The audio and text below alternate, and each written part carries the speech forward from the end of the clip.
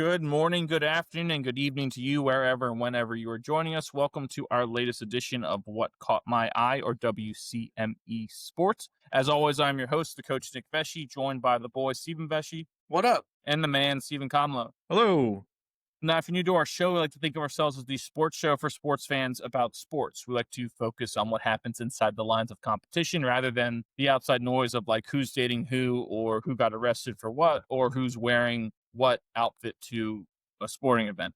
Now, before we get started, just a reminder to follow us on all of our socials on X, Instagram, Facebook, Twitch, TikTok, Snapchat, and Threads at WCME_sports.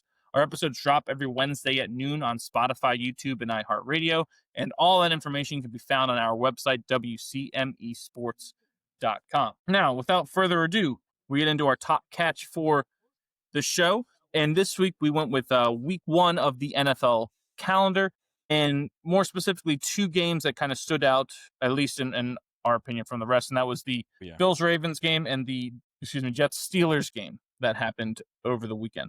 I'm going to start with the Bills-Ravens game because that was, an all-timer. Awesome. Actually good, the way it ended. So it was a scoregami as well. That never happened before? That score never happened before. Interesting. That's pretty cool. So if you missed it, the Bills scored 16 points in the final 4 minutes of the game Sunday night and stunned Baltimore with Matt Prater's 32-yard field goal as time expired. Prater, who joined the team on Thursday after starter Tyler Bass went down with, I think, like a groin injury, converted all three of his field goal attempts and both of his extra point tries, so it was a perfect 5 for 5 on the night. And I think it's his 19th season. That's how long Matt Prater's been around. Damn. Yeah, I saw like a lot of the guys on the team thought he was a coach. They're like, oh, like who's the new coach coming in? It's like, hey, I'm Matt Prater, I'm the kicker.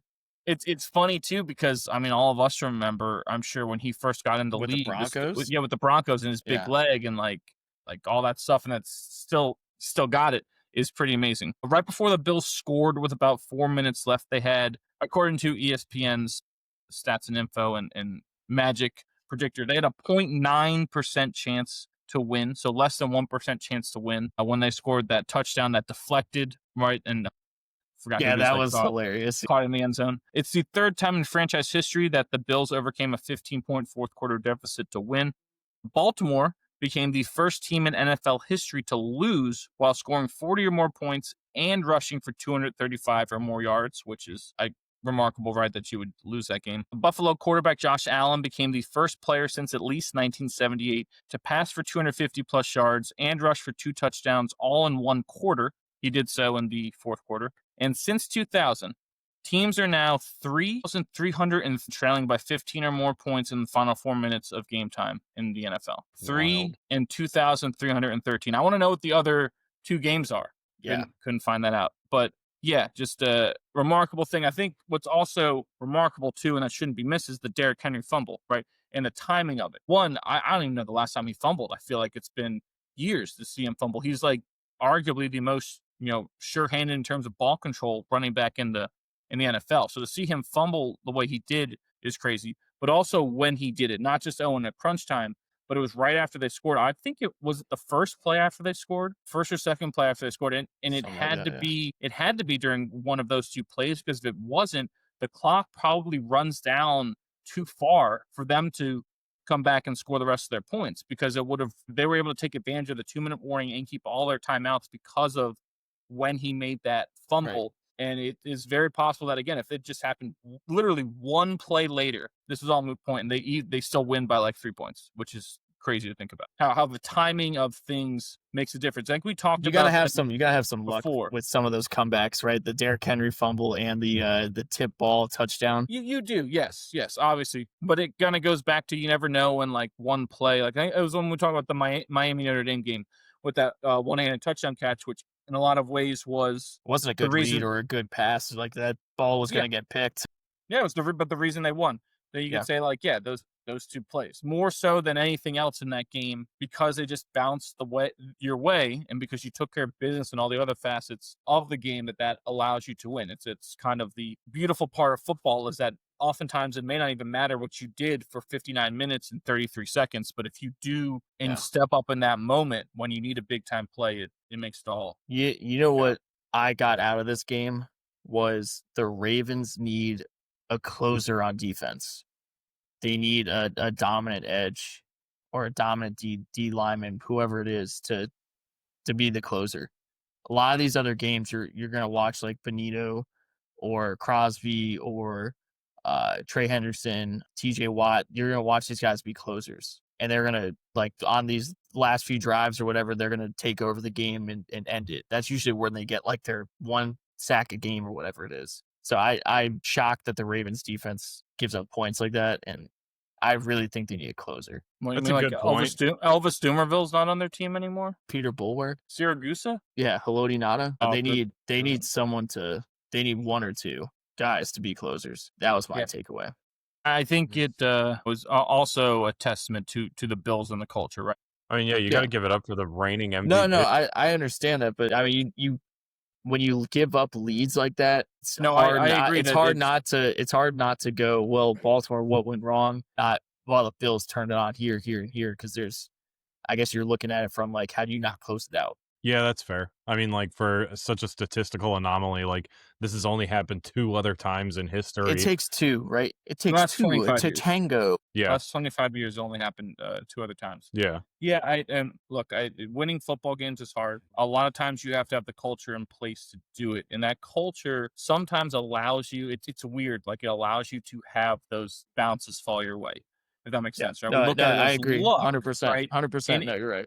And in a lot of ways, it seems like luck, but it also it isn't, right? Because luck is what the poor man's excuse is. That there's some Thomas Jefferson quote too about, like, No, I'm sure luck you is when love opportunity meets preparation. correct, something along those lines, right? So it's one of those things where you could say, oh, we got robbed because they got lucky, but in the end, like that quote, it's a win's a win. It's not Yeah. luck. They went out there and won the game. I You mean- had the opportunity to pick that pass off when the ball was tipped. I mean, the Why were you Patriots not come there? back from 28-3 to win the Super Bowl. Like, you could Well, say that that's wasn't you luck, could say that that's was- luck, but I mean, it's, opportunity meeting preparation. There was nothing lucky about that. That was the Falcons, Doing dumb Just- shit. yeah, Doing dumb shit. taking a dump on their own front porch, and Tom taking advantage of. Snatching victory that. from the jaws of defeat. Yes, thank you. The other, The greatest to ever do it. thank you. Who cares? The Also world. getting to sit in on all these production meetings for Fox while he's still an owner of the Raiders, which is bullshit. Dan Patrick had a really good take on that.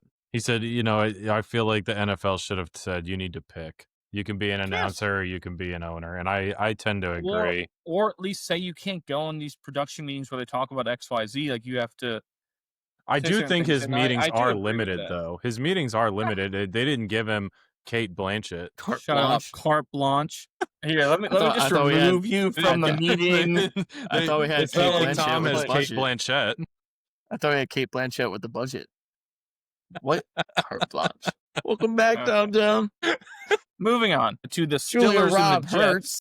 Thank you, Cynthia's. Moving on to the Steelers and the Jets game in MetLife Stadium in the Meadowlands. It was the first time in NFL history that the two starting quarterbacks in a game face off against the team that they started the previous season's opening game. So the first time that two quarterbacks starting an opening game face off against the team that they started the previous season's opening game for, which is kind of wild and random that's one of those random things that happens. Aaron Rodgers, who this time around was on the Steelers, And he healthy. passed for went 22 of 30 for 244 yards and four touchdown passes in his first start in the black and gold, and he led Pittsburgh to 17 fourth quarter points, capped off by Chris Boswell's game-winning 60-yarder with a little over a minute left to give the Steelers a 34-32 win over the Jets. That kick, by the way, by Boswell would have been good from 70. Yeah, Kind he of destroyed that. Just annihilated Did that you ball. hear what and it was Tomlin right down said? the middle. Did you hear what Tomlin said about Boswell? No, what'd he say? He said we have a serial killer Yes. as a kicker. I saw that. So that dude has no pulse. That's awesome. I mean, that kick is remarkable, too, because it was dead perfect. And I mean, that legitimately probably would have been good from 70. How Yeah. high up that crossed 100%. Yeah. over there. I mean, that was an annihilation of a football right there.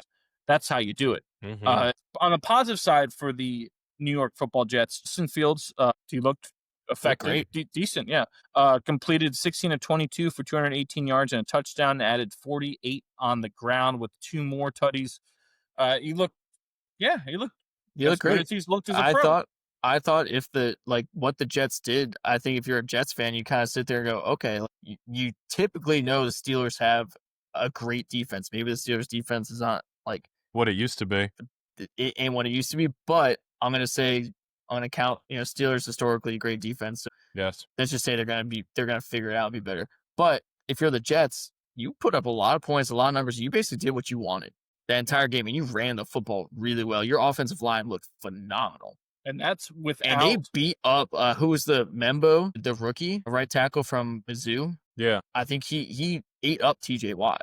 And that, there were several times. Without Elijah Vera Tucker, who is, I believe he was their most effective lineman. I believe he got hurt. I'm thinking of the correct team. Like a guard was just for the captain. They were without him. So that's their line looked really, really good. And Justin Fields looked really good. I thought he was decisive. I thought he was quick with his decisions. I thought he was accurate with the football. He ran when he needed to run. He played smart football. I was very impressed. I feel like Aaron Glenn immediately turned around the culture of this team and said, "Here's what we're going to do. Here's how we're going to play football." That's exactly what I was about to say. Is big testament to him coming in and basically being defiant about it. Like, I've come from winning culture, right? I helped create the winning culture in Detroit from nothing, right?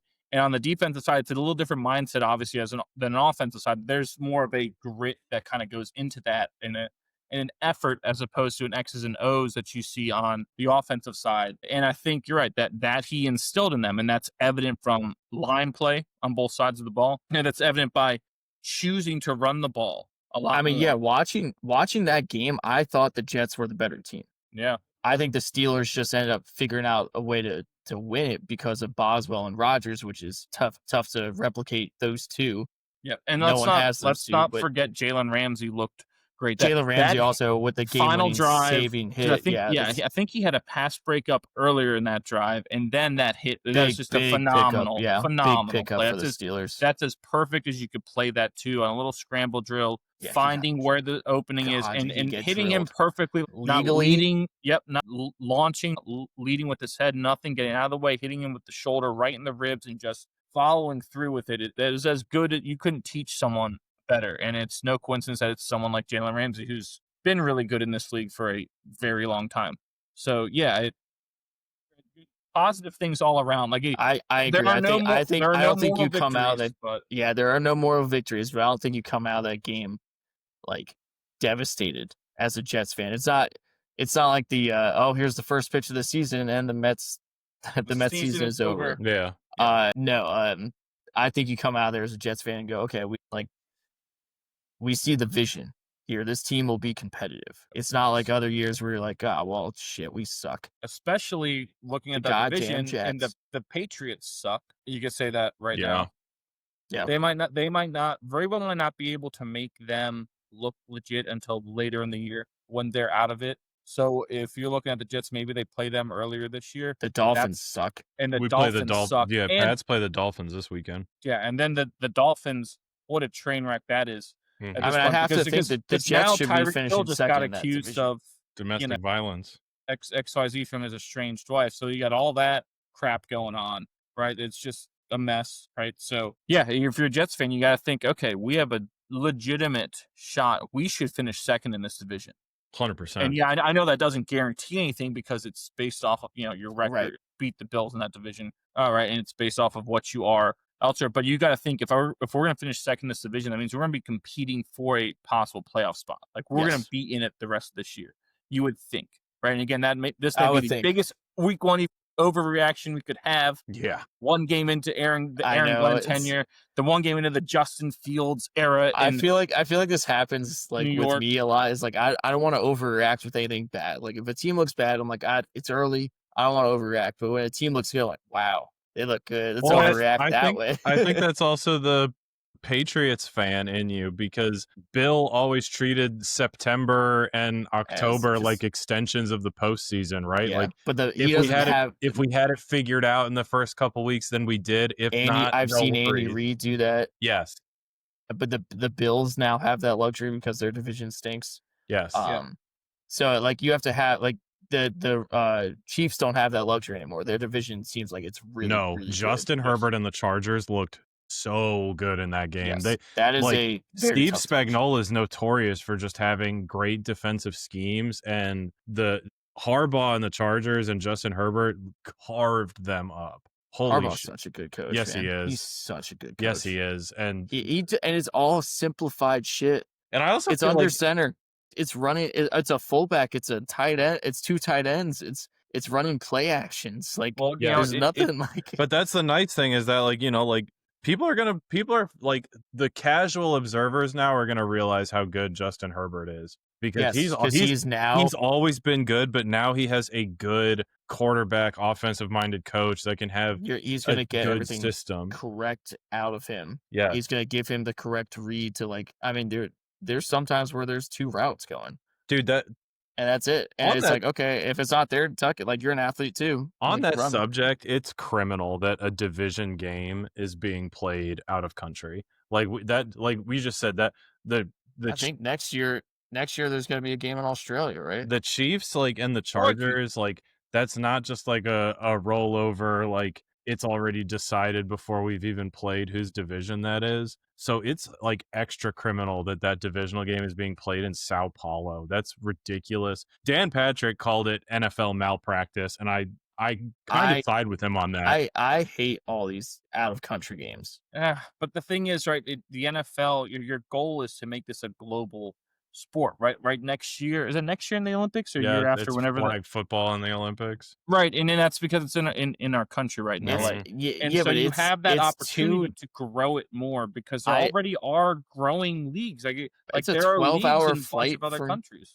It's what, like a 12-hour flight from Kansas City or something like that. I don't mind Like, it's those just- games. I don't mind games being played out of country, but like make it like a 1:00 game on a Sunday when like there's other games I can watch, and don't let it be divisional teams playing against each other, right? Like Yeah, but if you it's- want to represent, right, let's show these people from a different country. Right, I don't want to the watch the best that we Jaguars have. play the The Patriots. Panthers. But like Yeah. some of the announcers pointed it out as like, this is a bag of trail mix for fans. Like, did you see the jerseys that were in the stands? You had I mean, that's what it always is. Kurt Warner jerseys, Brady jerseys. Like it was every team from every era was represented in the stands, which is cool. Which is cool to see. But like, there were times watching that game where like it felt quiet. I could hear everything they were saying on the field. Like, Yeah, that's but not that's- how a divisional game should be. Not in that division. But that's the fans in the stand. That's how it's been ever since they did the first game in London. That's how every game internationally is, right? That's just how it happens. Because again, So it's part of who's, trying to grow the brand of the NFL. And I know it does. I agree with you. It kind of seems ridiculous to make a division and why not do it like Chiefs versus Ravens, right? If you wanted to, Yeah. but then you would say, well, why are we playing such a big game here, right? So at some point you have to have who's good home teams fielded play each other. Like I like the out of conference or out of division game better. I like the idea better because it was like whose home first- team, whose home game did you give up? They gave up the Chargers. Right. So now Oh, the that's- Chargers will have to go into Kansas City. Kansas City doesn't have to go to LA. Right. That's a big deal to me when you're competitive in that division where there's only 7 teams.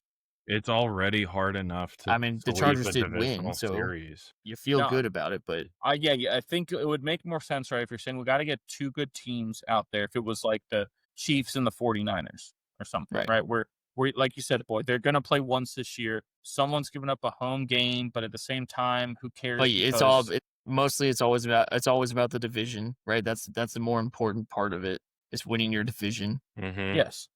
So I don't like giving up a division game. But these international games are here to stay. They're gonna They're gonna be here. There's gonna be It's one in gonna keep Australia. going. There's gonna be one in Ireland. There's gonna be multiple there's in London. several more this year. I think this they're is always the year the most there's ever been, right? And I'm it's, sure Canada's gonna have some. Well, why? So They that's have, easy but they already have Canadian football. Because it's just going to another country. Yeah, They're but just that gonna- country. they're just How many gonna do it. countries we got in this country? Mexico City's gonna have another one, probably. Yeah, that makes a lot of sense. I've heard talk that if the NFL were to expand Mexico City might be the first choice that they do and take. I'm sure Japan's going to have one. Yeah. Or No, South Korea. It's good for the game globally, but in terms of the practical nature, if you're just looking from a, year by year, game by game basis within a division, it's not, right? But yeah, I'm just one last note. I'm sure the Giants really could use a player like this Daniel Jones guy. I don't know where he came from, but boy, I could the know, New York right? Giants God, really Daniel use Jones and someone Saquon like Barkley. that. What Wow. the fuck? They Yeah, used and to someone have- like they used to that have- Saquon Barkley guy. Saquon Barkley. Wow, Dude, imagine like- how much would you give to have those two guys on your team? I don't think they would want Daniel Jones. You sure about that? I'm pretty sure. They put up 6 points, and Danny Dimes dropping dimes That was ridiculously put up 33. Did you see Colts, the Colts scored on offensive- literally every drive that they had the ball. Yeah, They scored, the and I think offensive there's line some play. stat about like I don't know the last time that happened. It was a long time ago that a team scored on every single drive of the game because they count like the kneel down. Yes. Like if you kneel down at the end of the first half or at the Victory end of the game, formation. that counts as a drive, right? The Colts literally scored on every drive. Every time they touched the ball, they put points up. That's pretty cool. And that hasn't happened. I forget the year. That hasn't happened in a long time, right? And that's with Daniel freaking Jones as your quarterback. That's wild. I Good guess for someone him. else is going to have to tank for Arch. I don't know. Yeah. Well, anything else before we move on? No, football's back, baby. It was a good weekend of football. Yep. In Lucero's Lollygagging Fantasy Football League, I beat our gambling expert AJ Pittis by 2 points. Okay. Hell yeah. That's shit. Is that really something to brag about? 100%, absolutely. Beating Yeah. AJ? Suck it, AJ. Yes. Yeah. Because of the way he lost. Because he needed DJ Moore to get like 14 points. He ended up getting 12 or whatever it was. Boom. But again, that's his fault for being a stupid Bears It's a Bears fan. Yeah, I know. player. Come on, dude, this is an accomplishment. Did he have You Rex Grossman on his team too? You stink too. Sexy Too Rexy. big. Too big. All right, that's going to move us on to our 3 strikes for the evening. Boy, you like to give us strike 1. Kamala, where's the Oh shit. Yeah. hit Give the it to button. me. Wait, hold on. Pitch clock violation. We got to restart. All right. Here's the windup and the delivery. And oh shit, this is gonna be loud. All right, we're good. There we go. All right, so with my strike, I went with college football winners and losers. Let's start with the losers during West this Virginia. week. They're on here. UVA. Let's start with the Big 12 because boy does the Big 12 suck. Outside of Iowa State, who got a great win against Iowa and the Cyhawks, Can't discount and them. Utah, but the They Big look 12. good. Let's start with Oklahoma State. What was that and once- score? 123 to -7. Is that what that score was? It might as well have been. They went to Eugene, Oregon, and the Fighting Phil Knights beat them 69-3. Great score. I mean, saw that and I was like, that's got to be a typo. There's no way. I know. You I was could like, lose there's by that much. 2 years ago when Texas and Oklahoma left for the SEC, I said, this is why not Oklahoma State? Why not take over? Like, you're returning the Doak Walker Award winner. You have the most tenured coach in active college football, I think, or like the Besides second most. Kirk Ferentz, I think. Is Kirk the one, Ferentz, yeah, I think Gundy was the second most. I think, why not Oklahoma State? This is your time to take over the Big 12. Like, the big boys are gone. Like, go win this. And they have just gone the complete opposite direction. They are god awful. It's shocking to see because I love their stadium. I love their fan base. They got the paddles out. It's a problem. It's a problem in Stillwater. Bears 122, Giants -2. Negative. Dick gotta find a way. That's Dick what that gotta felt find a like way. watching that game. That Yeah. Dan Lanning will find a way to make that score negative. That's how much they beat them down. Next Big 12 team, Arizona State losing 24-20 to Mississippi State. Who is horrendous. Now better than they were last year. Because they were 2-10 last year. You can only go up, right? You can only go up. So this was in Starkville with the yes, it was. It was on the road. The unwatchable cowbells and everything. Arizona State have to win that game. Correct. That is a survive and advance game. You went to the playoff last year. You're a favorite in the Big 12. You have to win that game. That's a terrible loss for them. Good for Mississippi State. Terrible loss for Arizona State. Agreed. The next Big 12 team, my West Virginia Mountaineers. Wait, hold up. They still have a football team? Yeah, they still have a Not for football team. long. Oh, you could have fooled me because last time I thought someone said they Ohio's lost to Ohio. Not Ohio's Ohio good. State, Ohio. Ohio's good, by the way. I don't but care how a good they terrible are. loss. Well, they should have beat Rutgers the week before in New Jersey. If you watch that game. Ohio should have. Yeah. Oh, yeah. Ohio Okay. had But them on again, the road. you're saying we should beat Rutgers.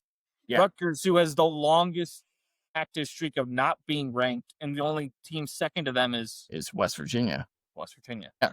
Ohio picked these teams correctly. They play Ohio State next week, too, by the way. They'll wow. probably lose by 50. But Well, you need the money to fund the victories over West well, Virginia. no, they actually paid us because that game was in Athens, Ohio. Mhm. It was not in Morgantown, so they actually paid Then us. what I'm saying is that's where they got the money from Good playing Ohio investment. State. You take the Ohio State yeah. check and you Right. And he said, let's play West Virginia because they suck and this would be a great P4 win. By the way, they beat Jacksonville State last year in the bowl game. And they guess have who was Rich Rod's Jacksonville? number. Yeah, I know Rich Rod didn't technically coach that game because he had already left for West But Virginia, it's his team. but it was his team.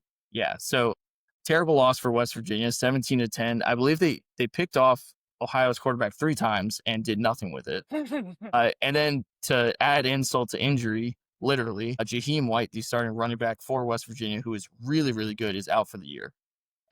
Dirty tackle, like horse collar face mask tackle in the first half that knocked him out for the game and for the rest of the season. So everyone was excited to see what he could do in a Rich Rod offense. He was actually the lone touchdown in this game. He's done for the year, which really, really sucks. So Here's the first pitch, and the season is over. Nick, good luck against Nick, we were good at a luck against bar. Pitt. Nick, we were at a bar in Richmond, and the second the game was over, Stevie stands up and goes, I either need to get out of here or someone needs to give me a shot. Make a decision. Honey mustard, someone stat. Yeah. Honey mustard. Weed. Yeah, I try to forget that game. Shout I out to love- Stanley's. Broccoli. God, yeah. So West Virginia, definitely a big loser, both for the rest of the year with their running back. Loser. So good luck in the backyard brawl. Yeah. It's in Morgantown, but Pitt should win that game. They are favored by, I think, like 9 now or something. I don't know, something around there. Wow. For game. Maybe it's less, but I don't know. The injuries to Jaheim White definitely. Go ahead, added to that. put a bunch of money on West Virginia to cause that line to come down. True. The magic there. The AJ. next Big 12 team that sucked, Kansas State. They lost to Army. And And guess who Army lost to in the first game of the year? Tarleton State. The Tarleton State Texans. Yeah. The Tarleton Texans. It's their like 3rd year in FCS. I think they moved up to FCS in 21. Hell yeah. 4th year in Yeah, FCS. there's a The Cinderella overtime at story West that'll warm Point. your heart. Yeah, so Kansas State losing to Army is just if you lose Because in they didn't Ireland, look good. Army looked much like better. the better team the whole time. Yeah. Rather than So start to if you finish. lose in Ireland, you're destined for just a terrible year. Now, I would like to point out, you bring up that Army win. Colin Madison, this Mattison, not like James Madison, but like Yeah. Alexander. Alexander Madison. Yeah, similar spelling. Safety for Army was supreme. I mean, looked like if you took that Army jersey off and you put like any Power 4 team, right? You put Utah on that jersey. He looked like he belonged and would be like a draft prospect. Now, obviously, you have small sample size, right? And you said playing against Kansas State, who may not be as good, but the dude literally was everywhere. Every pass being broken up perfectly too, like the Jalen Ramsey hit, just like obliterating people, always in the perfect spots. And I think find Kansas out, State's he's from like the Kansas State area. Like I think what was it, 30 minutes or 30 miles north, somewhere around there. He like grew up like somewhere outside in of that, the Little that Apple. area, kind of the Kansas, Nebraska area is where he's from. So he had like family on the stands. I think his family grew up K-State fans as well. Like his grandma's a huge K-State fan. So him doing that where it happened too was really cool to see. I think he's number 30, I believe. But a stud. I will be interested to see if like he can replicate that performance because it was that good. But Army was that balling last year. They were undefeated last year, weren't they? Like, yeah, were but they you not can't lose supposed the to be opening this game good to again? Tarleton State Yeah, that's at fair. home. That's So fair. I Army, yeah, I understand they're always going to be like give teams fits. Usually, Kansas State, that's another game. Like, what are we doing? Got to win that game. Next one, moving on out of the Big 12. We're done with the Big 12 now. Thank God. Can we be done with them for the rest of the year? We'll just talk about Probably. Devin Dampier and the Utes, the two Utes. Sure, we'll talk about but the way the Big 12 plays, the Utes will somehow find a way to screw it up too. Correct. All right, let's move to the SEC then. Florida, another big loser, losing to USF. USF is really, really good. I was about to say they have a demolition of Boise State and a win in the swamp against Florida as their 2 wins. All right, and guess what? They go to Miami. They go to play at Miami now. Yeah. No one has 2 better wins if you combine their 2 wins. Right? 100%. Obviously, like Ohio State beating Texas or something, you'd say is a better 1-1, but no one has 2 wins together. No, South Florida is them. on a mission. They're really, really good. Give me the But U this Florida, week. This is the Florida of the preseason hype of Florida. DJ Lagway. Look at all their playmakers. Look at all the look at all the stars, the 5-star guys they have. Look at all these things. Like, yeah, until the game starts and Florida stinks. Yeah. I mean, if you're looking at the guys, they say they go down to the U, right? You would say if you're going to win 2 of your first 3 games, it would be you take care of Boise, who has to come across the country. That was always going to be tough for them, right? And that you would win in Miami because Miami has no home field advantage whatsoever. It's playing in a dead stadium. There probably won't be many people there. And that you would lose in the swamp because the swamp, regardless of who's on Florida's team, is still a nightmare supposed to to play be, in. like one of the worst, hardest places to play in. Like, and their record showed statistically, it is, like top 5, maybe even higher in terms of their record playing in the swamp. And so you go down there and you beat a Florida team that, like you said, supposed to be, SEC contenders and all that. My ass, right? Like that's you don't just walk in there and win that game. Every year. If you're gonna win 2 games, it's gonna be going to Miami because Miami's will always, perpetual disappointments in the last 20 years. Yeah. So that was an impressive victory. Yep. And then speaking of tough places to play, or used to be tough places to play, Lane Stadium down there in Blacksburg. Vanderbilt went in there and beat the shit out of you in the second half. Yeah. They won 44-20. So Virginia Tech entrance is great. Gotta love Enter Sandman. Get you going. Say it every week. Night game in Blacksburg. Yep. We say it every week, and then the game starts and you gotta finish out games and you suck. Mm-hmm. So figure it out, Virginia Tech. Figure it out, West Virginia. Figure it out, Oklahoma State. These are 3 and Florida. Jeez. These are historic organizations and schools and brands that are just awful over the last decade.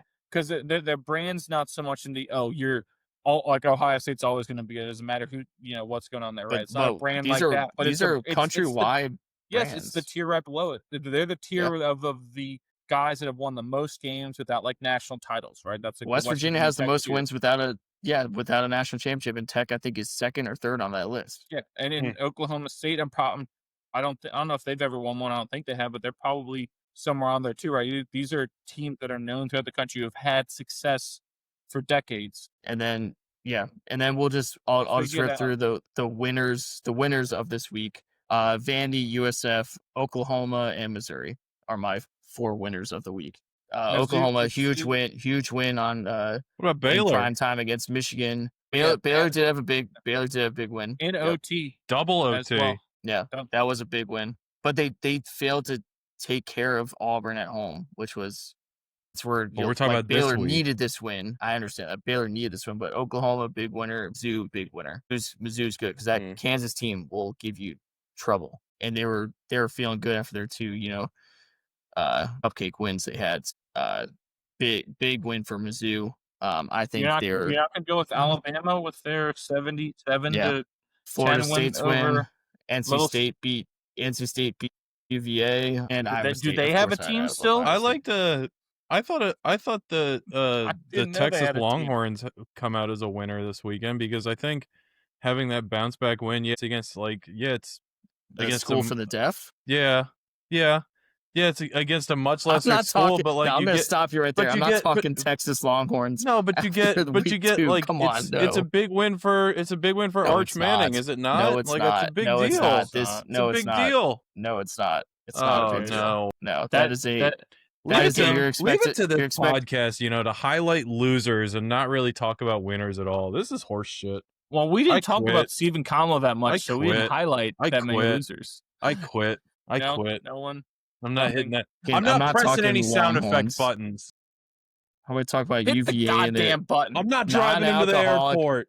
They're non-alcoholic drinking weenies. Weenies. They're houndstooth jackets. What do I look like? A Carruthers. Carruthers. What do I look like? A scientist? What the hell do you mean non-alcoholic beer? Did you see Anyway, the that's thing? it for me. I guess the week prior, week 1, the Cincinnati Nebraska game at Arrowhead, the Kelsey brothers mistakenly pounded non-alcoholic beers for 3/4 of the game till Taylor Swift was like, They thought it was like a Yeah. calorie conscious beer. yeah, those are not alcoholic. And you're just slamming Budweiser zeros. zero. Some What were they? Were they bullshit. like The Athletic? They didn't say. The Athletic has like non-alcoholic Oh yeah, that's what they. I non-alcoholic think beers that are like they're actually like yes, good beers. they are. Like They it's taste- not like taking Heineken Zero or something. It's No, like, they were drinking shitty. Budweiser zeros. That's what they were sure? drinking. That's what Jason Kelsey said. Oh, He it said it sounds was terrible. a Budweiser zero, which Does but I find that That hard makes to believe sense. because if That they makes were no Taylor sense. Swift's beers, there's no way she's reaching for a Budweiser zero. Well, they weren't Right? her They're beers. sponsored She's the by one who Anheuser-Busch, noticed. right? She noticed that you were drinking it and was like, "Wait a second, this is a non-alcoholic beer. What are you trying to do tonight? Mhm. Yeah. You trying to prove?" Yeah, right. All right, Kamlo, you get strike 2. Yeah, strike 2. All right, so we're gonna be talking about. I want to talk about the game 2 in the Orioles Dodgers series. For a couple of reasons. One, it was the 30th anniversary of Cal Ripken's Iron Man streak of the 21-31 game. I don't know, some guy that played at Baltimore. I never heard of him. Number 2, the day started off with some pretty big news for the Orioles community with everyone hearing about the passing of all-star second baseman turned manager Davey Johnson. Remember that name? It's going to become relevant again here towards the end of my story. But so Yoshinobu Yamamoto was pitching on the bump. He had a scoreless no-hitter through 8 2/3 innings. Up comes Jackson Holliday, who cranks a solo home run. Then the Dodgers go to the bullpen, and I can't remember who they brought out. Treinen. Blake Trinan? Yeah, Blake Trinan. Sure, whatever. He fucking sucks. He Because used to be very good. well, yeah, used to be. Keyword. Immediately gives up a double, hits a batter, wild pitch, and then walks in a run. So Orioles take the lead when Ryan Mountcastle draws a walk and Colton Cowser follows up with another walk to tie the game. And then Tanner Scott comes in and on a 1-1 pitch to Emmanuel Rivera smashes a 2-run walk-off single.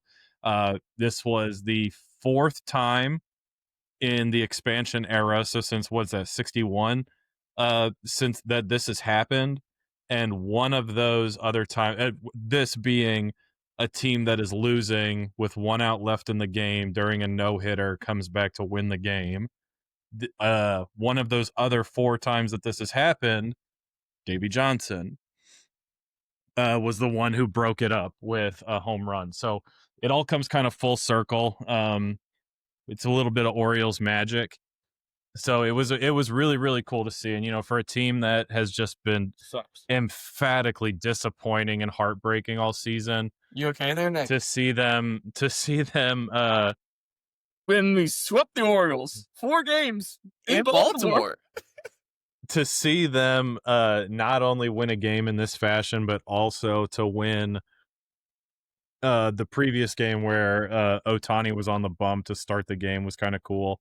But then this also kind of compounds, right? So a guy that I work with was telling me, he's a big Dodgers fan, and I was rubbing it in his face today, and he was just like, "Man, our bullpen fucking sucks. Our bullpen fucking sucks." He's like, "We had a combined no-hitter the other night against the Padres.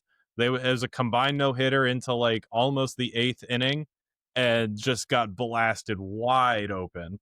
So there's a lot of bullpen woes going on with the Dodgers right now. So I thought that was kind of cool. But that's my strike. Again, it's got a lot of historical significance, a little bit of Orioles magic. And it was fun. It was fun to watch and kind of celebrate that. Plus Jackson Holliday is just mashing this year. He's fucking raking, dude. Yeah, that's my strike. the Orioles will play just well enough down the stretch to give you hope for the next year, then do absolutely jack shit in the offseason to help And their trade team. Adley Rutschman. Yep. And then Yeah. they'll be terrible again. So, Well, correct. the hell of a catcher franchise you got going. Woo! Samuel Basallo, the catcher that they extended, walked it off against the Dodgers in the first game of that series. So that was pretty cool too. So what's that lineup look like right now? Is Adley even like, is he in the lineup? Is he DHing? What's I going think he's on? DHing because he's a pretty proficient switch hitter, and just kind of get what you can Can't out play of first him. base. I think Who's playing first? Who's on first? Who? Yeah, who? That's who it is. Who's on first? No. Who's on first? Yes, that's who's on first base.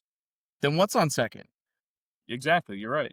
Jesus Christ, I fucking hate you guys. You know that? No, he died like Kobe 2,000 years ago. Come on, Mayo. get it together. Kobe Mayo is playing first base for them. Dukes or Hellmans? It better be Dukes, or I don't want it. Yeah, let's see. I'm looking at they're playing the Pirates right now. It's 2-2, but Woo! I bet there are 12 people and an yeah. ostrich in the stands. That's 2 spots. Rutschman is not in the lineup. Classic. Yeah, Rutschman's not in the lineup. Sounds about right. Need a break from DHing. I guess. All right, go ahead, Nick. Ring it up. All right. So my strike. Such good timing. I'm so fucking good at this. I'm putting producer on my Ring it ring. up. And then I'm going to run you for calling a I'm putting ball producer. a strike. You stink. Yeah. You stink. You're all over the place. Thank you. My strike for the show is the U.S. Tennis Open.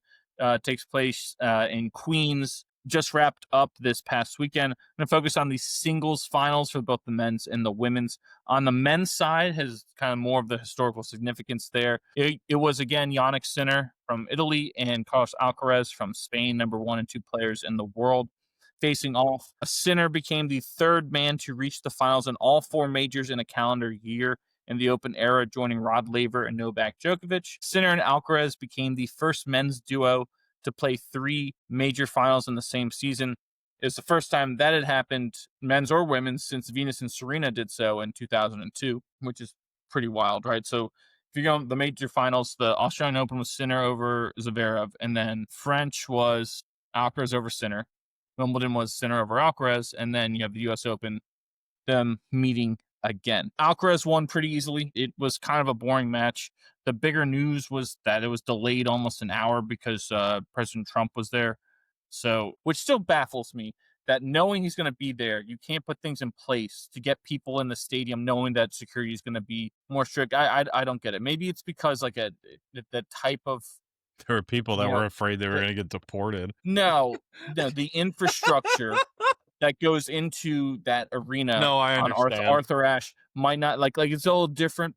I mean, that's the only thing that's different than like going into MetLife Stadium. Right? I mean, think or about SoFi we were at a sporting event where President Trump was present. Like Correct. he had an entourage and a posse around him, both like a show of force and undercover surrounded him at all times. Like, how hard is this to pull off? You know what I mean?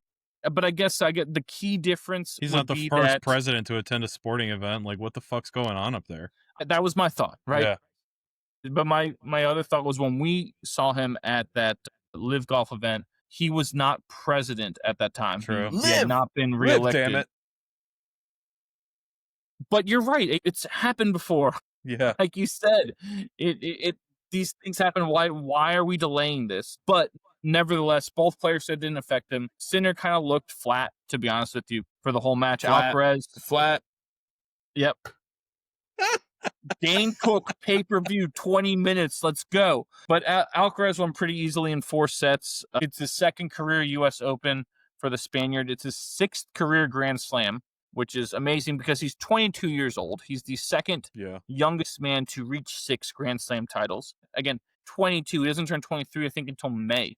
So he can add a 7th at the Australian Open next year before he turns 23, which is just asinine at that point. Almost a crazier stat. In the whole tournament, the whole fortnight, if you will, Sure. Alcaraz won 98 out of his 101 service games. Good So out of Lord. 101 times he was serving, he was only broken 3 times. That's wild.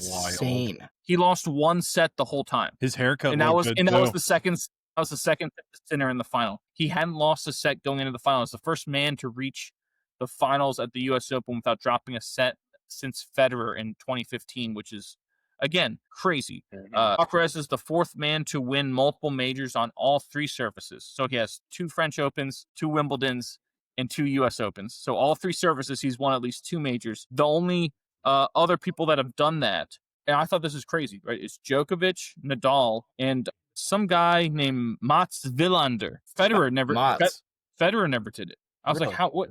Federer? No, he only has 1 French Open. Oh, wow. Because Nadal took all of them. Exactly. That's true. The Spaniard, love the Spaniard. That's Spaniard.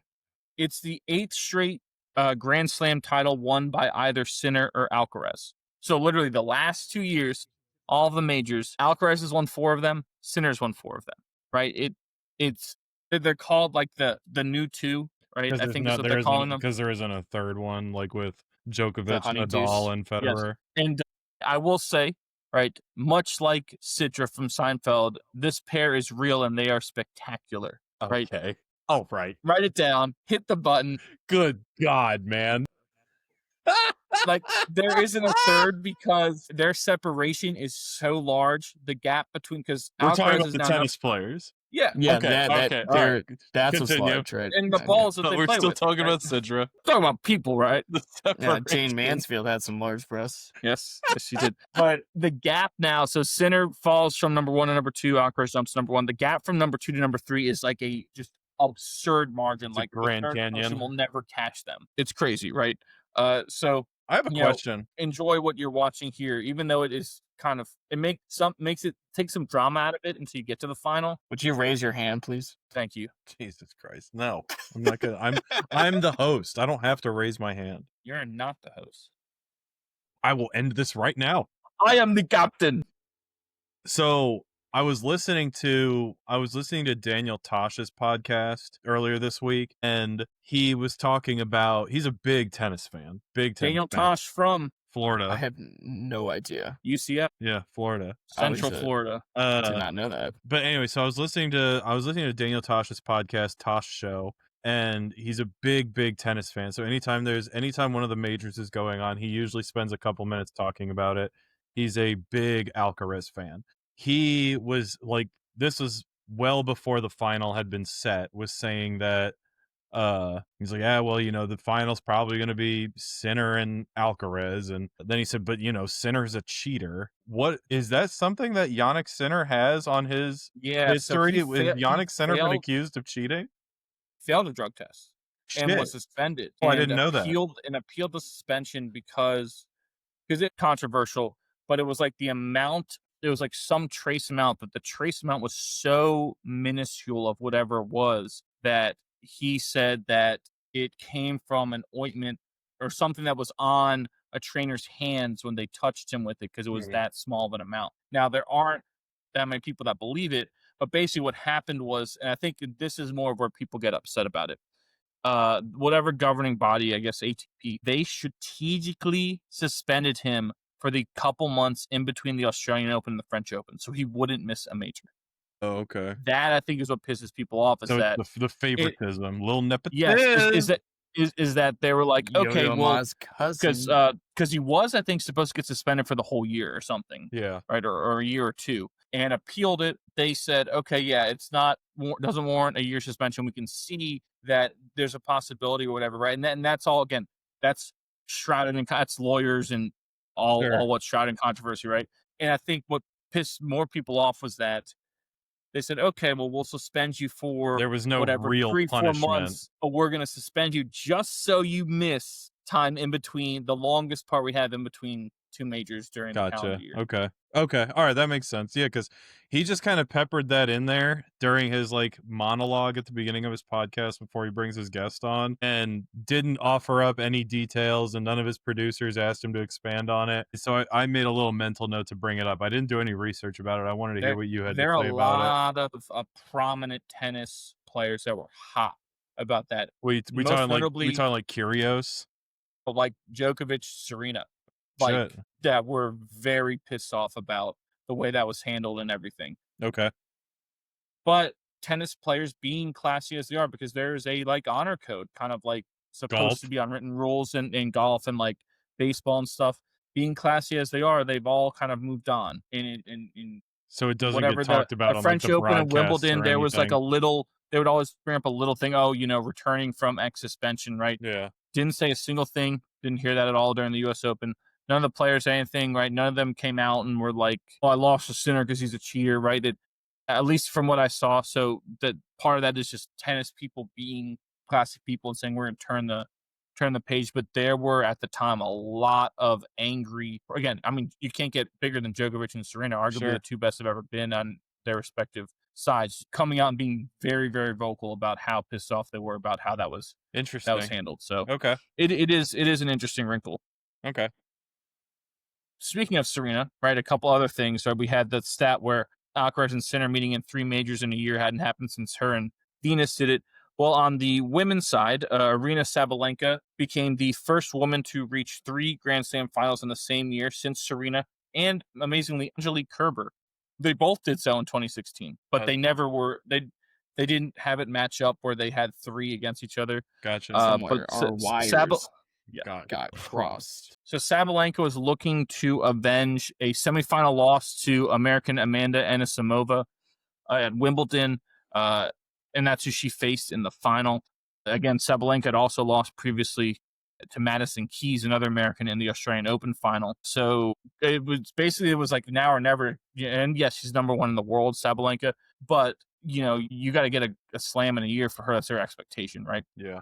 So she came in. It was a pretty sloppy match. A lot of breaks of serve in that match. She won in straight sets against Anisimova, who remarkably, I'd like to highlight her for a second. She's the girl who at Wimbledon lost to Iga Swiatek 6-love, 6-love in the final. Got bageled. Didn't take a game at all, right? And said, "This will not break me. I will come back." And so makes it to the final. Her road up to this point, she beat Swiatek at the U.S. Open and then beat Osaka to get to Sabalenka. So pretty impressive that she was able to put that behind her not that long ago, right? This month and a half ago. Yeah. Put that behind her, make it to the final. Final again, she didn't, and Anisimova didn't look that good. Neither did Sabalenka, but Sabalenka just outlasted her. Too much firepower. The Belarusian became the first woman to repeat at the U.S. Open since Serena did so in 2012, 2013, and 2014. Sabalenka has now won 4 of the last 6 hardcourt Grand Slams. Good Lord. So hardcourt is Australian Open and U.S. Open. Wow. So in the last 3 years, she's won 4 of them, which is wild. All of her majors are on those hardcourts too. So she's the hardest, most precise hitter on tour there. So she's got that surface locked down. She will be the favorite heading into Melbourne in January. Mm-hmm. Anything else before we? It was good to see. I thought Naomi Osaka had a good tournament. We've talked about it time and time again that there's just so much like parity between which woman tennis player is going to do well and which one is like kind of going to get ousted. Like the rankings are almost a formality unless you're Sabalenka pretty much on the hard court. But it was really cool to see. I thought the games that for as far as Coco Gauff went, I thought she played really well. I saw some of her matches. And Osaka ousted her. Yeah, I saw. I watched that one, and that's why I wanted to bring her up too, because I feel like she's someone that we don't really get to see a lot of consistently, and like for a while, she was almost like the heir apparent. Like there was a good little bit there where it seemed like she was going to be the heir apparent to like the tennis throne, and then she had a kid, right? She had a kid, and she also took I think a whole year off for mental health. So it's cool to see her light it up again in the majors. So I had fun watching her. I caught a couple of her matches. Well, she's climbed so much recently because the thing with tennis and what makes it so hard and why they applaud so many of the women out there who have had children is that when you take any time off, your ranking drops precipitously. I mean, like so much. And because it's a head-to-head thing, what that means is when they do seeding and draws for tournaments, majors or not, if it drops so much, that means your first matchups, you have tougher draws. You're playing harder people. So now it's like, okay, I was number 3 in the world. now I'm number 30. Instead of playing my first round matchup against someone who's, 82 in the world, I'm now playing my first matchup against someone who's 10 in the world. And so it makes it that much harder to rise up because now you have to go through these people. So the fact that Osaka has gotten back to where she's a top, she's got to be top 20 now. She was 23rd seed going into this, is an incredible testament to her comeback. Like, that's why they make such a big deal of these women who have been able to have a kid. And it's not, yes, obviously the parenting aspect of it, right? And being a mom and all that stuff, but it's also that, like, you can get back out here and qualify for a tournament after you've fallen, because they don't take mercy on you because you're out with a kid in those rankings, and that you can come back here and beat these people the way Osaka did. That's such an impressive thing. And then that's why for so many people historically, when they've had kids, their career's been over, or a lot of them will choose to wait until the end of their career is done to have kids, because of knowing that this is, almost an impossible task at that point. So yeah, good for her for that run. Anything else before I move on? Nope.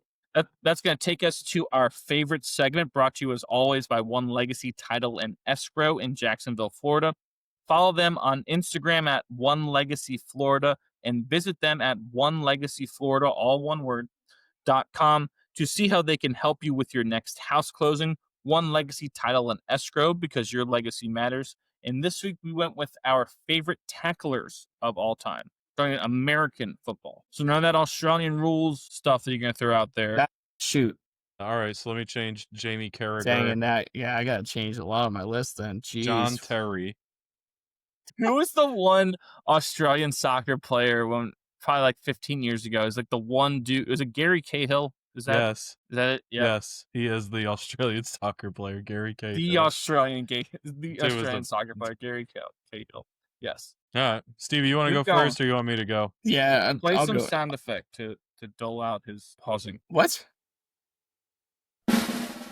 Here's Stevie. All right, I've got two honorable mentions here. Let's continue with that. But two honorable mentions. How about the jersey I'm wearing? Bobby Boucher and Joe Montana. Okay. Best tackler I've seen since Joe Montana. You know who Joe Montana is? Yes, he's the voice of Fat Tony. Yes, I know who Joe Montana is. Montana. Yeah. Next honorable mention, I have a duel here with actual players. Bob Sanders / Troy Polamalu. Okay. Ooh. Two of the hardest hitting safeties in the league. Is he still playing, Bob? Because they just held Miami to 6 points. He had to have been out there, right? Flashbacks to Bob Sanders just cracking skulls. That dude was fearless. Those two were absolute psychopaths. Moving on, number 5. May he rest in peace. Yeah. Number 5, the old Tampa Bay Buccaneers, Derek Brooks. Okay. Derek Brooks was my favorite player on those Buccaneers defenses with John Lynch, Rondé Barber, and Warren Sapp and Simeon Rice. Derek Brooks is my favorite out of that group. He was so good. He was the leader of that group. He was on the Super Bowl team, right? They all were. Okay. They all were. Yeah. Hall of Famer Derek Brooks. Number 4, Philadelphia Eagles psycho Brian Dawkins. He would come out to the Wolverine, like that was his like pregame thing, was like I forget like what music or whatever he had, but it was like supposed to be like Wolverine in the comic books. Like that's how he would like come out onto the field. Like this dude's an absolute psycho. Brian Dawkins from... I idea where Brian Dawkins is from. I believe it is Clemson. Is he really? Back when Clemson was a nobody. Yeah, I believe it is Clemson. You might have to fact check me on that one. I got it. But yeah, all right. Brian Dawkins. Moving on. Number 3, Chicago Bears middle linebacker Brian Urlacher. Yeah. Former safety turned middle linebacker. Only he can. New Mexico. Correct. He did go to Clemson. Sorry, Dawkins did go to Clemson. Yeah. Urlacher from New Mexico. Turned safety into middle linebacker, and I believe he's the only one that could get away with a barbed wire tattoo on his bicep. Badass. Badass. Number 2 is someone else that was in the middle of a defense, also wearing number 54. Teddy Bruschi. Hell yeah. He was the reason I first liked the Patriots and wanted to watch the Patriots was for Teddy Bruschi, former defensive lineman at Arizona. Is Arizona Arizona State? No, Arizona. He's a Wildcat. It's Arizona. Yes. Same with I'm 100% sure on that. And then I don't know how you move from a D lineman to a middle linebacker, but Belichick knew what he was doing. And then number 1, Clay Matthews did that. which Clay Matthews? Clay Matthews the third. Yeah. He Later in his played career, middle, became a middle linebacker. Correct. That's interesting. But not to the success that Teddy Bruschi did. Right. My number 1, Nick. This one, I don't know if I feel like you should get this, but it's not someone that played in the NFL for a long time. But it's my favorite. He's my favorite. Yes, he's my favorite. My favorite college. It might be my favorite college football player ever. My favorite Badger of all time, Chris Borland. It is a teach tape of how to play the middle linebacker position. It's Chris Borland. He made so many damn tackles to the point where he decided to retire after his rookie year, after playing half the games because he was averaging 15 tackles a game. That said, I'm gonna get too many concussions, so I gotta retire. He was so good. He watches his highlight film at Wisconsin, and it's literally exactly how you want to teach someone how to play middle linebacker. So if you're a kid out there and you want to learn how to play a linebacker position, put on Chris Borland Wisconsin highlights. Nice. It's incredible. The Ben Messina of the National Football League. Yes, he was. Nice. So good. That's my list. Chris Borland. Wish he played longer. He would have been Zach Thomas. Would have been a Hall of Famer. But all right, I'll hang up and listen. Nice. Okay. Come on. Yeah, I mean, Nick, you brought him up. I was my honorable mention, I got Clay Matthews the third. Not historically known for being a tackler, as this list was titled, but I do think that dude was it was so much fun to watch Clay Matthews just kill people. I think he had I think in his career he has it's almost like 600 combined tackles. Yeah, there it is. Yeah, the flex. Yes, the flex. So that's my honorable mentions. Clay Matthews the third. Number 5, I'm going with the hairdo. I got Troy Polamalu. I mean, it's iconic. Not just the hair, but like the hits, right? I mean, if we're talking favorite tacklers, I'm gonna talk about guys that I just thoroughly enjoy watching lay people out and just punish them. So I got Troy Polamalu. Number 4, I'm going to take it up to DC. I'm going to go with London Fletcher. I thought London Fletcher. Okay. One of the most underrated football players, regardless of position, all time, because he falls under the Curtis Martin, Fred Taylor type of thing, where you go, well, he didn't have a lot of Pro Bowls, but then you just look at his year-by-year thing, and it's so consistent and played for so long. He gets, I believe, in a lot of, because tackles, I think, as a stat, didn't become official till like the 80s or something. Yeah. But London Fletcher, since it became official, has the second most tackles of all time since it became official. I think they started tracking tackles in like 01. I think tackle stats started being hard, like consistently tracked in Rodney 2001. Dangerfield of the NFL is London Fletcher. Okay. All right. I mean, sure. Whatever the fuck that means.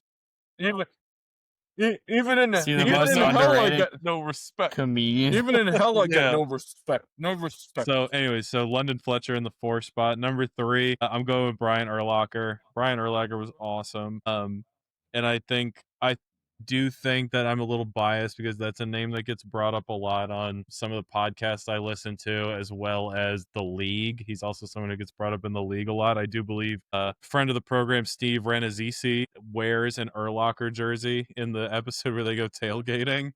Yeah, friend of the program. We saw him play at Rosie's in Colonial New Down. Kent. Yeah. He told me to watch my mouth. He told me to shut my mouth. Friend of the program. P-top Kevin Bottom. Yeah. Number 2. I mean, if we're talking football, we're talking tacklers, we're talking about a man's game. Boy, give me Ray Lewis. I mean, the greatest mic'd up. Yes, greatest mic'd up, because he just told people to either get the fuck off the field or reminded them that this was a man's game. And it's a man's game, boy. It's a man's game. And the fuck off the field. he was also effective when people were trying to hit him. I think everyone remembers the viral clip of Ocho Cinco trying to lay a block on him and just bouncing off him and hurting himself and going to the coach with the wind knocked out. He goes, "I hit Ray. I wasn't looking. I tried to block Ray," and the coach goes, "Why would you do that?" Years later, there's a moment between Ocho and Ray Lewis where Ocho brings it up and Ray goes, "Didn't even feel you."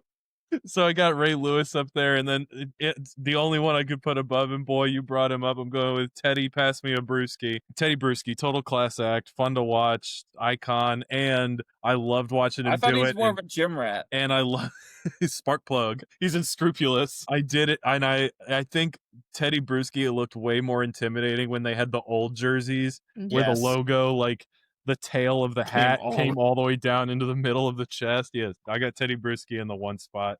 So I'll hang up and listen. Nick, why don't you bring us It's a home? good list. That's a good list. Everybody out of the tunnel! Everybody out! Did your finger slip? No, put us in the channel, Nick. Come on. Thank you.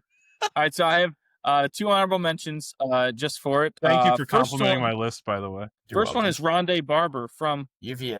Thank you. Cornerback for the Tampa Bay Buccaneers. I believe, or at least according to Football Reference, the same people do like Baseball Reference, he has the most tackles ever by a defensive back. According to them, 2 less tackles in his career than Brian Urlacher. 2. As a cornerback, yes. That's how good of a tackler Rondé Barber was. The other one is the aforementioned Chris Borland. Like the boy said, kind of had to be on here, obligatory. That dude was so good.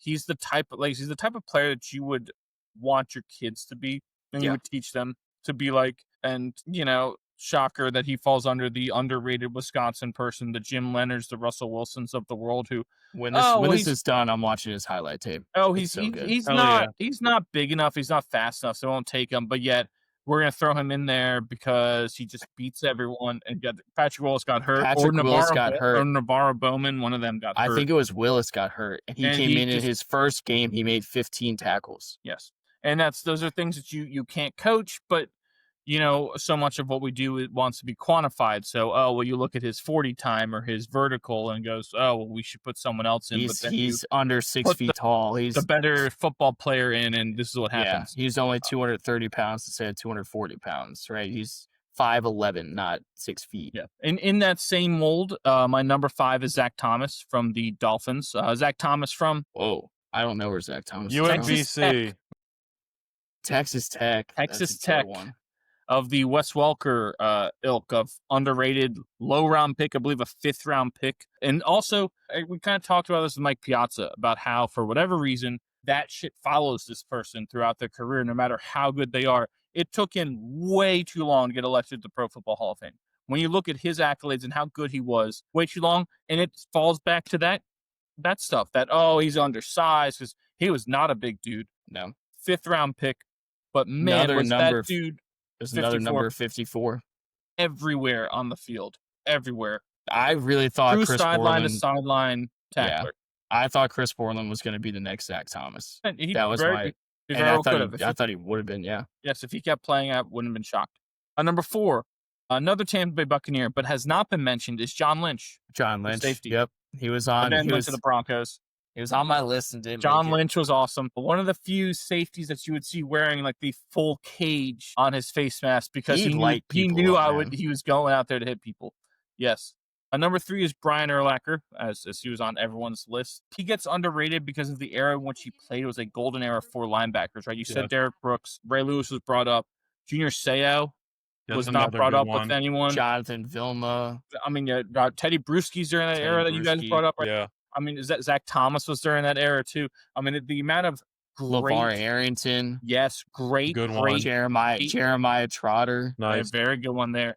Datwin. Antonio Pierce. We get it. You want to go. The amount of great linebackers during that era, Urlacher's greatness gets lost a little bit, but still true football fans recognize how truly great he was. Lance Briggs, even on his own team, was a phenomenal Lance linebacker. Briggs was so good right? too. God, but yeah, you're right. My one bone to pick with Urlacher got ran over by Jerome Bettis. Patrick Willis.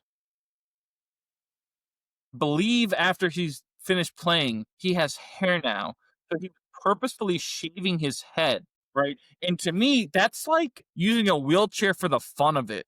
Like, yeah, I've thought about that. Like, come on. For us people who are truly follically challenged that can't grow their hair, and you're going to sit there. So either he got some incredible hair plugs or hair quality products to grow his hair out when he was done, or he purposefully shaved his head. Come on now. Clinging to some scraps. That's like me. That's like wearing glasses that don't have lenses in them because of the way they look. Come on now. Come on, Costanza, we know you're bald. That hurts a little bit, Urlacher. Number 2, boy, brought him up, Brian Dawkins. Nice. Part of what made him great was that face shield, like the LaDainian Tomlinson we can't see. But he was also a missile out there going, and, almost in the mold of Steve Atwater, who could have been on probably many of our lists from the Broncos. Brian Dawkins fit that. Or Ronnie Lott. Yeah, was so good. Lawyer Malloy, I'm surprised none of you guys had Rodney him Harrison, I know it. But Dawkins, to me, with those contemporaries, like a Rodney Harrison, a Lawyer Malloy, I thought he was just that much better than them. I thought he played the position a little faster, was a little quicker getting to things, came downhill a little faster. I mean, the cornerstone of those defenses, even with Jeremiah Trotter out there, or in a Hugh Douglas, too. Hugh Douglas, that's a good name. It was good. Dawkins coming downhill was the leader of those defenses. He's the biggest psycho on these lists. Even with Ray Lewis, I think Dawkins might be the biggest psycho. Maybe because of his size. He wasn't as big as these guys. And my number 1 is Ray Lewis. He's the best middle linebacker of all time, bar none. What he did, because he was true sideline to sideline, but like you said, boy, you couldn't block him. You couldn't send someone to block him because they're not going to be able to. And so he was able to wreak havoc, do everything you wanted from a middle linebacker, and he also had the leadership qualities that you need. And as much as those things are, if we look at it and say it's psycho, well, when you're playing a sport like football, that is psycho inherently, right, for what you're doing. If you're not out there with that mindset on some level, you're going to get hurt. And he mastered that to a T. But he just, was fearsome and so reliable. And for so many years, too, the longevity piece to me is remarkable. Him going on that high note, winning that Super Bowl with the fighting Joe Flacco's is pretty amazing. So Ray Lewis. Great pregame dance. Yep, Ray Lewis is my number 1 done without favorite the dancing. tackler. Oh, dude, the dance was great. I could No, have done the without dance the was great. dancing. Get up and do it real quick. I'm not. No. Kind of amazing. None of us had Junior Seau on our list. Almost had It it was as my hard. honorable mention, but I know. I wanted better. Rodney Harrison, Luke Kuechly, Ooh, Luke Kuechly's a good one. Patrick Willis, Patrick Willis, Yeah. LeVar Arrington, Keith Brooking. You want to throw him in Keith there? Brooking, Falcons. Yeah, that's a good one. You're right. There's some great tacklers. Keith Brooking's from that era linebackers, right? There were some great tacklers That in era that was. time. And then if you even go back to the Ronnie Lotts Yes. of like biggest psychos that cuts off the tip of his finger because he wants to keep playing. That's just awesome. Like, Hell yeah. Yeah. There's a lot of guys. Sean Taylor. Yeah. There's a guy. Yeah. R.I.P. Oh, that's a good one. LeVar Arrington. I think I said him. LeVar was a good. Yeah, you're right. There are a lot of good ones, but yeah, kind of shocking that none of us got Junior Seau on our list. Yeah, I know. I almost think had it's. him as I think my it's the honorable East mention. Coast, little Is it East Coast vibe? bias. I could Yeah. buy that Because like when he went to the Patriots, it was later in his career, so his years were with the Chargers. Yeah. Yes, I could buy into that. That makes sense. I guess. I mean, even looking at this list, right? All of these are All my except guys for Chris are Borland, in but the that's more from Eastern- Wisconsin. Everyone else, He's is in from the Eastern time zone, right? Yeah. Or Wisconsin. Yeah, it's Wisconsin is no, they're- Central. Yeah. Wisconsin Central. Everything else Yes. Eastern time zone. Well, I guess I mean, that's why they do say that East Coast bias is a thing that would track. I mean, yeah, it's just Best the of way both. we and grew why up like you brought up Patrick Willis? Why Patrick Willis wouldn't be on the list is because he played for It's San that. Francisco. Anything else before we move on and wrap this up? Sure. No, go ahead. Right. Oh, we missed the Legion of Boom too. Some of those guys there, Cam Chancellor, he could be on the Yeah, list. but when it would just be, but he's a tech person. Why would you put him on there? Exactly, but he was a fucking animal. Yeah, but I think like And- grand scheme, like if we're talking about like favorites and like best of all time, like I don't really think he necessarily holds a candle to the people that Bobby we've Wagner. already No, mentioned. I agree. Bobby Wagner. That That's could a good be, one. That's but a that better goes back to one. the East Coast bias. All those times, yes, he's on Rams. Washington now. He was on the Rams for a year, but Seattle the whole time. Seattle. Yeah, Went to the Rams for a year, right? Then went back to Seattle, and now is in Washington, yeah. right? That what's his face brought. I'm fine with having an East Coast brought in. bias. I prefer the East Coast. I agree. No. I concur. All right, close this out. All right. I would. Uh, What to watch for? Before we alienate half of the country or 3/4 of the country, we'll get to what to look for this next week. Brought to you as always by VB Cookie Co. Looking for the perfect way to stand out at the next event you are hosting? Well, custom cookies are a timeless way to have everyone still buzzing even after they leave. Look no further for your cookie needs than BB Cookie Co. Follow them on Instagram at BB Cookie Co. and message them to order yours today. Whether it is a bridal shower, birthday, engagement, or baby shower, their team will work with you to make all your cookie dreams come true. BB Cookie Co. for the sweetest moments. Boy, give them something to watch for. The college football slate. Clemson at Georgia Tech to start on Saturday at noon. I love this Georgia Tech team. Give me Georgia Tech. Nice. That's going to be, I'm going to give you that. Backyard brawl is not what it used to be, so whatever. And then USF. Do they still do that? Gosh, shut up, Nick. And then USF Miami at 4:30 on the CW, by the way. Plan accordingly. 4:30 on the CW. Vandy, South Carolina. Give me Vanderbilt. And that's what I got. Nice. Gamma. Okay, thank you. I was waiting for you to throw it to me. Hit some. If you're gonna host, be a host. So one, I'm not gonna be watching anything. I will be sitting by palm trees drinking Mai Tais on my honeymoon. I leave Friday, so I won't be watching a whole lot of sports. But if I did have to give you something to watch, boy, I'm right there with you. Give me that. Give me the Bulls versus the Hurricanes. I think that's the matchup to watch this weekend. Yeah, you ready for the Hurricane? Bulls. Give me Miami. Or I think Georgia, Tennessee also has some juice to it as well. Yeah, I like that. I like to do the outside the box one. The Premier Lacrosse League Championship is this weekend. The Denver Outlaws versus our New York Atlas, the Michael Rexroad led New York Atlas in the championship game. They've been the two best teams all year. Yeah. Come on, Their lone matchup, Denver won by 1 goal. Might have been in overtime. I forget. An incredible game. Expect a great one here. I believe in Harrison, New Jersey. I think it's where the New York Red Bulls, I think, play their games in Red Bull Stadium. I think it's got a different name now. Little home field advantage for the Rutgers alum, Michael Rexroad. Yeah. Yes. Come on, Rexroad. So that should be on ABC or ESPN this weekend, either Saturday or Sunday. That should be cool to watch. Come on, Rexroad. Bring it home. Yeah. Like, comment, subscribe. I want to do an interview while he's holding the trophy. Yes. I assume they get a trophy. Holding the trophy. That'd be sick. That's what I want. We got to get him on after it's all done, right? We got to get him back on for the off season. Yeah, we said we would do one after the season. Yeah. All right, cool. We got to bring him back. But yeah, let's go. All right. Yeah. Hip, hip, hooray for Rexroad. Come on, baby. Yep. Bring it home. Atlas also led by odds-on MVP favorite Connor Schellenberger from UVA. Thank you. Oh, he's a Charlottesville native too, which is kind of cool. Went to Stab. Mini back. Yep. Anything else before we wrap this all? Get me out of here. Yeah. Thank you. Yeah. All right, that's going to do it for us here at What Caught My Eye, or WCME Sports. For the man, Stephen Conlon, and the boy, Stephen Vesci, I am the coach, Nick Vesci. Don't forget to follow us on all of our socials on X, Instagram, Facebook, Twitch, TikTok, Snapchat, and Threads at WCME_sports. Our episodes drop every Wednesday at noon on Spotify, YouTube, and iHeartRadio, and all that information can be found on our website, WCMEsports.com. Reminder, be decent to each other, have a good one, and we will see you next time. Take care, Guatemala.